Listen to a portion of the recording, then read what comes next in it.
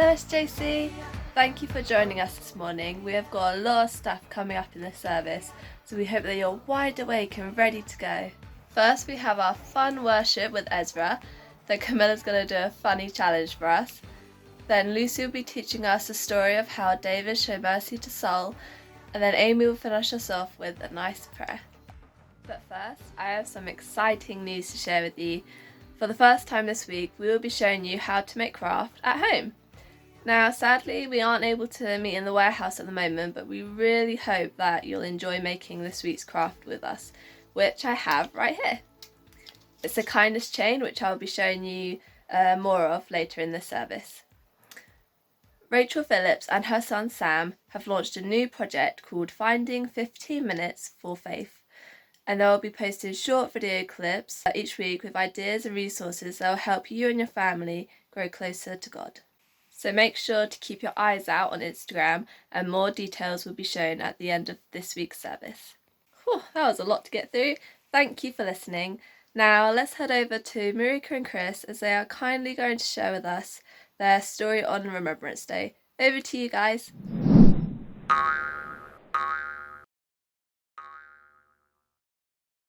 Hi, we took part in the Doorstep Active Remembrance today. We really liked it. We had 2 minutes of silence out on our doorstep, thinking about the brave people who fought in the Second World War. We hope you did too and enjoyed it. Bye. Okay. Bye. Great job, guys. So the next song is Force Field. So the actions for this one, we're going to be searching. So you're looking in the distance. Yeah, you're just searching. Then the next one, we're going to be reaching. So you reach across and you pull it in. You reach across, you pull it in. Yeah, great job. You do it again. Reach across, pull it in. Reach across, pull it in. And then for the chorus, we're going to punch up to the left, punch up to the right, and then we're going to turn. And if you don't want to do too much of a spin, you can always just walk with your legs. Yeah, great job. Let's go, DJ.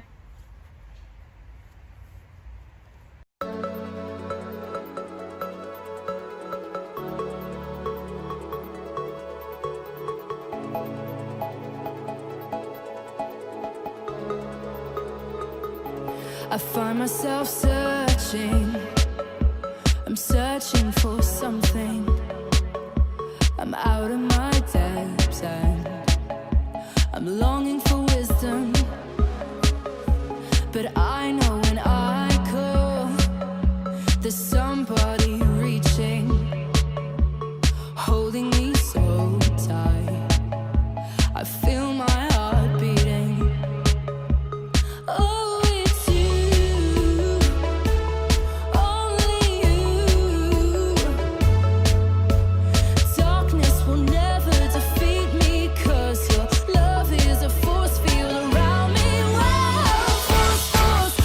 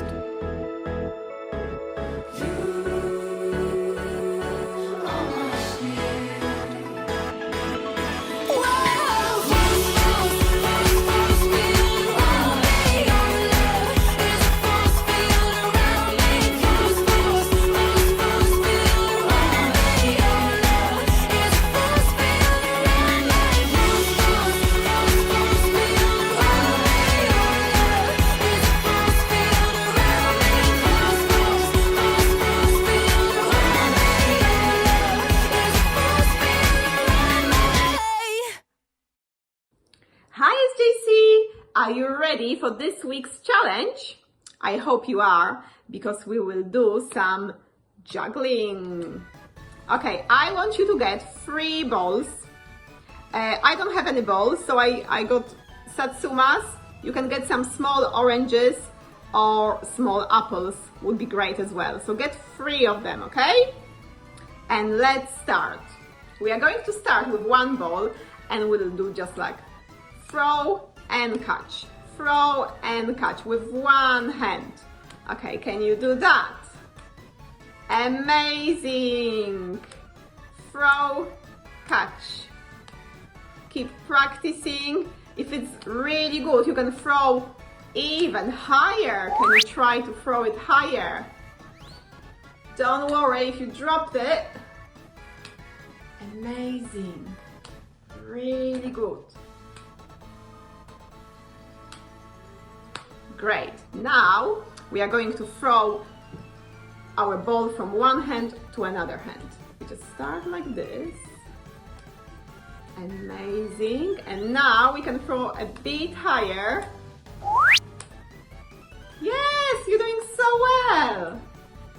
Bit higher. Keep practicing. Ooh!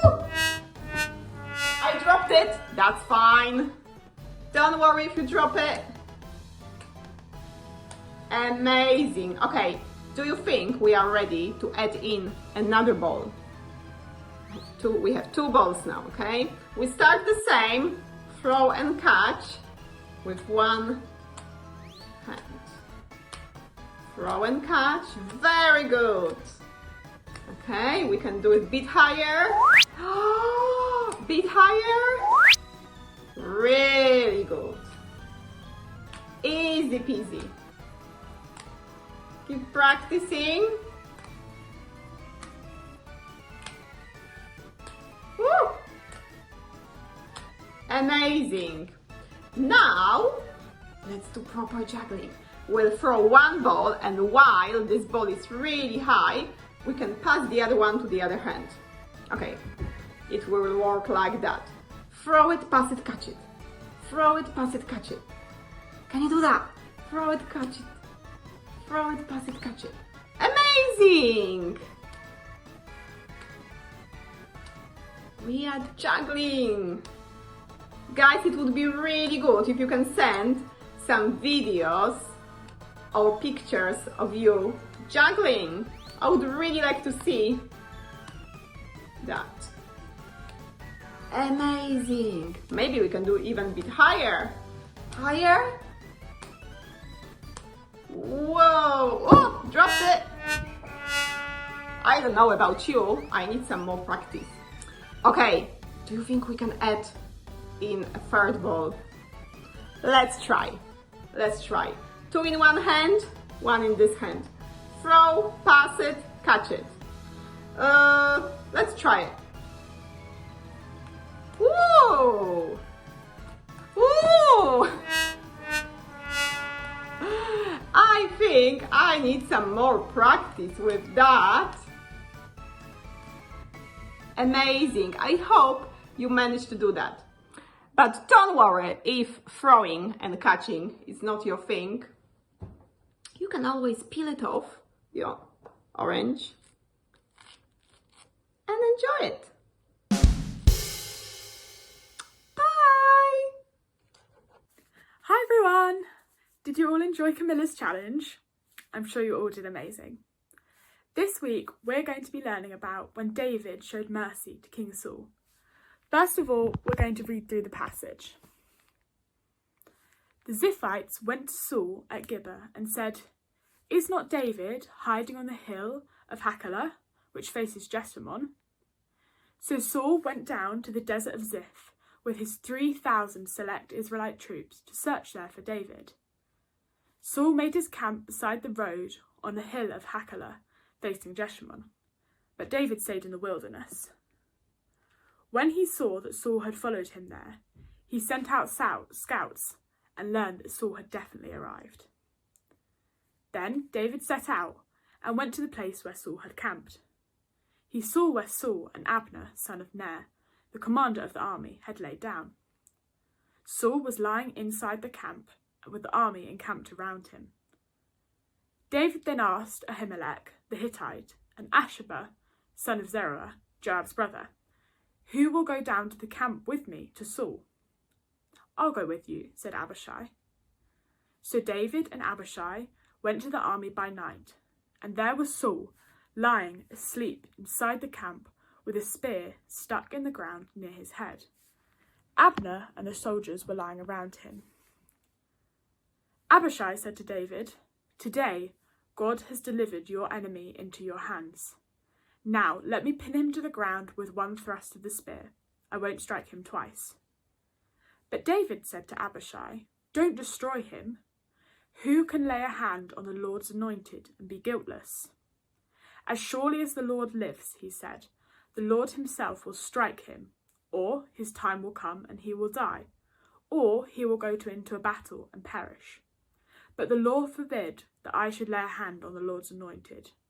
Now get the spear and the water jug that are near his head, and let's go." So David took the spear and water jug near Saul's head, and they left. No one saw or knew about it, nor did anyone wake up. They were all sleeping because the Lord had put them in a deep sleep. Then David crossed over to the other side and stood on top of the hill some distance away. There was a wide space between them. He called out to the army and Abner, son of Ner, "Aren't you going to answer me, Abner?" Abner replied, "Who are you who calls to the king?" David said, "You're a man, aren't you? And who is like you in Israel? Why didn't you guard your lord the king? Someone came to destroy your lord the king. What you have done is not good. As surely as the Lord lives, you and your men must die because you did not guard your master, the Lord's anointed. Look around you. Where are the king's spear and water jug that were near his head?" Saul recognized David's voice and said, "Is that your voice, David, my son?" David replied, "Yes, it is, my lord the king." And he added, "Why is my lord pursuing his servant? What have I done, and what wrong am I guilty of? Now let my lord the king listen to his servant's words. If the Lord has incited you against me, then may he accept an offering. If, however, people have done it, may they be cursed before the Lord. They have driven me today from my share of the Lord's inheritance and have said, 'Go serve other gods.' Now, do not let my blood fall to the ground far from the presence of the Lord. The king of Israel has come to look out for a flea, as one hunts a partridge in the mountains." Then Saul said, "I have sinned. Come back, David, my son. Because you considered my life precious today, I will try not to harm you again. Surely I have acted like a fool and been terribly wrong." "Here is the king's spear," David answered. "Let one of your young men come over and get it. The Lord rewards everyone for their righteousness and faithfulness. The Lord delivered you into my hands today, but I would not lay a hand on the Lord's anointed. As surely as I have valued your life today, so may the Lord value my life and deliver me from all trouble." Then Saul said to David, "May you be blessed, David, my son. You will do great things and surely triumph." So David went on his way, and Saul returned. Wow, what an amazing story. I think this really shows the importance of trusting God's plan and showing kindness to others. Saul was somebody who had been really mean to David and had been chasing David all over the country trying to kill him. David had the opportunity to kill Saul, one of his enemies, but he chose not to because he trusted so much in God's plan that he knew he couldn't kill the king that God had chosen. David showed mercy to King Saul, which basically means that he showed kindness. In verse 4, we see David goes to check that Saul was there, and when he finds out he is, he goes down to see him. Saul and his soldiers are sleeping, and Abishai, one of David's friends, says that he should kill Saul. David doesn't believe that that's the right thing to do, so instead he tells Abishai to take the spear and water jug that are near Saul's head, to show that he was there and had a chance to kill Saul, but chose not to do so. David trusted in God's plan and knew that it was up to God whether Saul died or not. Abishai couldn't understand why David chose to do this, but as confused as he is, he also really respects David for not killing him. David is an amazing example of how we can also trust God's plan for our lives. Whenever we feel scared or anxious, we can remind ourselves of David and to trust in God. David also shows us that we should always be kind to people, even those who we don't like. This can often be really hard, but David is a reminder for us that kindness is always best. Megan is now going to be showing us how to do this week's craft. Thanks, Lucy, you're so right. Kindness is always the best thing, isn't it? Now I am so excited to introduce craft time for the first time, as we are not able to do it in the warehouse at the moment. So for today's craft, we are going to make this kindness chain. It's super fun and super easy to make, and all you need is sellotape or glue, scissors, paper and a pen. So what do we have to do? Well, first you need to cut your paper into thin strips like this. Now what will we need to do with these? Well, as Lucy said, kindness is always the best thing, right? So can you think of any kind action you might have done this week? Maybe you were nice to someone at school, maybe you made someone smile, or maybe you just made someone feel better after they felt sad. So you can write your acts of kindness on these strips of paper, or you can draw a picture. But this is your kindness chain, so you do what you think is best. So whilst you're writing yours, you can pause the video now whilst I move on to the next part. Great! So now these are all the strips that make God proud of us. So take one strip, fold like this to make a loop,